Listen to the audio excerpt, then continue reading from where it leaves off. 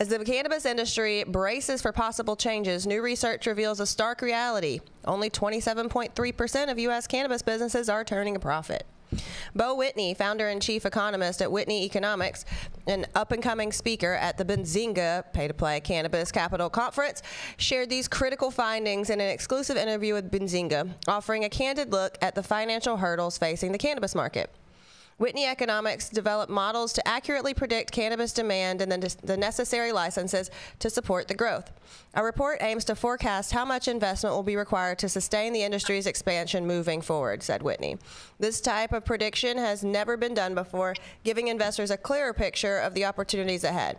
These models provide critical data for investors, banks, policymakers, offering a glimpse into the future financial landscape of the cannabis market. The projections are expected to influence federal policy, particularly regarding SAFE Banking Act, which aims to improve banking access for cannabis businesses.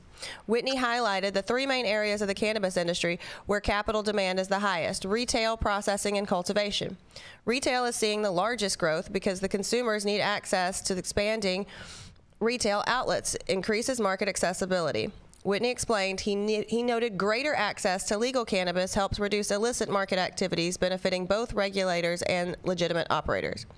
Whitney's report emphasizes that retail expansion is crucial for public policy objectives, such as reducing illegal cannabis sales by providing consumers with more legal options. A striking revelation from Whitney's research is the profitability struggle faced by many cannabis operators. Only 27.3% of cannabis businesses in the United States are profitable, Whitney stated. This figure, although an improvement from last year's 24.5%, still lags significantly behind the national average of 65.3% for all small businesses. Cannabis operators are trending well below the national average, indicating substantial challenges in achieving profitability, Whitney added. Whitney attributed the low profitability to several factors, including high tax burdens and limited access to banking services. Reform with rescheduling will provide tax relief and free up cash flow, helping businesses manage debt better and pay delinquent taxes, he noted. Improved banking access would also lower the cost of capital, making the industry more attractive to investors.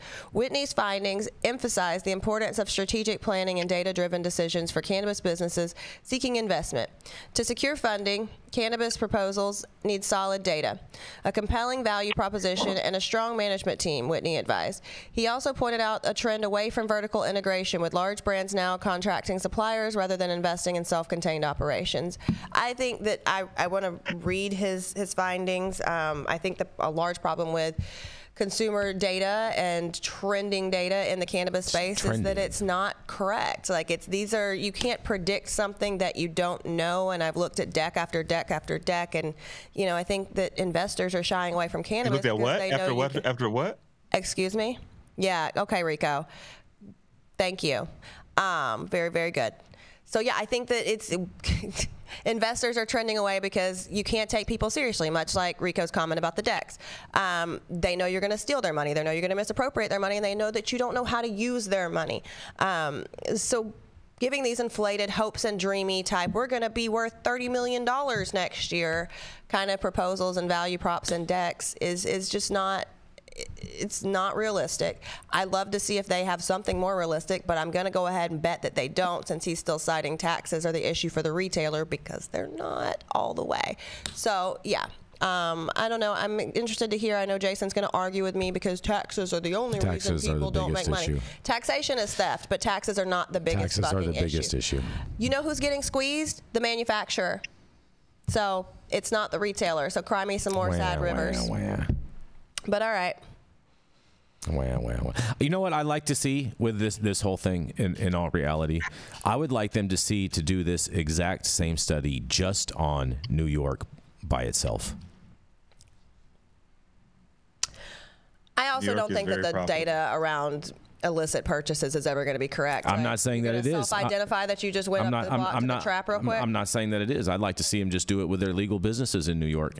I would just like to see real data, but I don't think that people understand. Like, we have an option to use consumer ID metadata, right? Because when you go into Target, unless you scan your little Target rewards card, they don't know you're there. When you check into a dispensary, you have to check in with your government-issued ID. It creates a cookie that shows how long you shopped, what you bought, etc. And if you left without buying anything, it closes that loop. That is amazing data, and retailers and brands don't know how to optimize and market to their public, to their specific clientele, because they don't even understand how to decipher the ID metadata that is so readily available to them. You can literally guide your efforts if you know how to use those numbers, and they don't. So you just set Rico up for the perfect alley-oop right now. I didn't, because I don't, never mind. Go ahead, Rico. Yeah, isn't that what you do, Rico? My calves are strong. Mm-hmm. Mm-hmm. I jump very high. Mm-hmm. 47-inch vertical, Jason. I bet. Wow, that's almost as tall as Jason Beck. But you missed that one. 47. Yeah. Mm-hmm.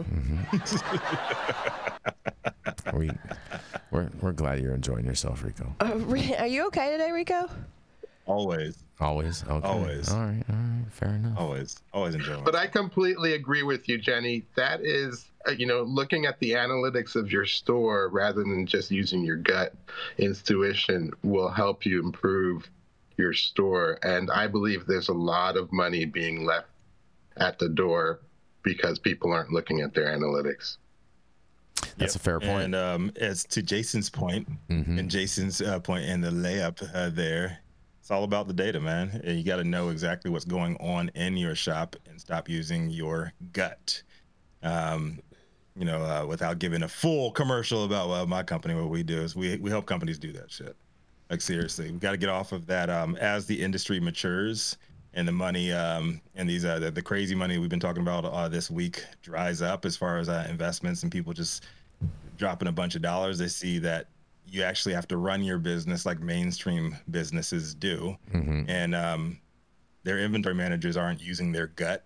They're actually using the data and finding out what the needs of their customer bases are. So the more you know about that stuff and the more you're tracking absolutely everything, know the power of your POS, right? All that data that's in your POS, that is yours as a retailer. And even if it's not with our product or whatever, hire somebody to mine that data for you so you know exactly what you should be buying, what you should not be buying, and how much of that. Right? Just because you go to an awesome event and you have some awesome product does not mean your customers are going to like that shit. So if your brand finds your shrink, shrink, write shit off on your taxes, don't go deeper into debt.